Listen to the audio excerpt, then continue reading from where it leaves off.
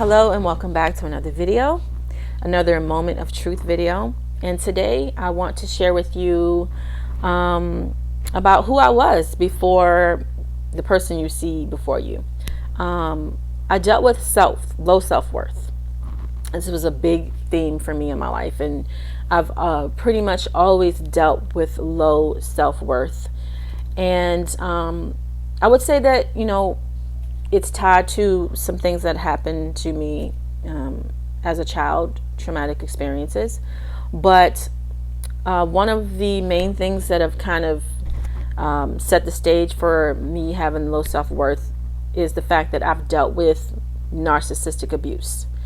And so when going through that, when dealing with narcissistic abuse, any trace of self-worth or self-esteem or confidence in yourself that you have will be stripped away, and by the end of the experience you will not know who you are. You won't know who you were before the experience began.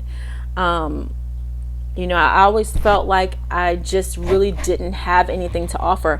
I went through a period, I can remember, when I was asking myself, what do you have to offer anyone? What do you have to offer the world? Like, what are you here for? Like, what is it that you're good at? I remember not even being able to come up with one thing that I was good at.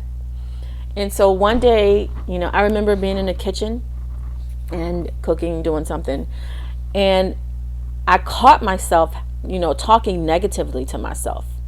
And I don't remember exactly what I was saying, but I caught the negative self-talk. And that was the first time I realized that I was doing that. And this is during that time when I was dealing with the narcissistic abuse. And from that moment on, I was like so blown away that I was speaking those horrible words to myself, like just talking down to myself. And I realized, that has to change. And during that time, during that phase when I was dealing with that, is when I began my healing journey of self-discovery. And I really just started to take my power back and heal through that and all of the things in the traumatic experience, not only the narcissistic abuse, but things that I've been through, in my childhood. And I just began to take my power back in those situations and heal from those things that I've experienced. And over time, over the years, as I've, this is a constant process. This healing process is not something that, you reach a point and you're done. It's constant.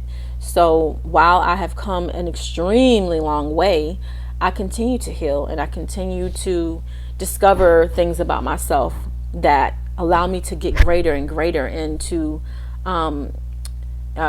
heal and reach levels that I thought I could never reach, and levels of happiness and joy. Because there was a point in time when I couldn't, like I said, I couldn't even remember the last time that I was happy. I couldn't remember anything that I had to offer. I couldn't pinpoint one thing that I was good at.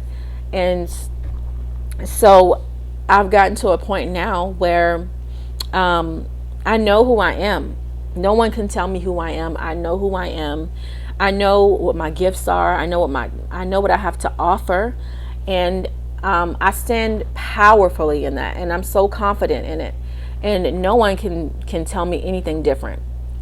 And I know that experience, as well as other experiences, but dealing with narcissistic abuse was definitely something that I chose to experience so that I could assist and help those who are dealing with that.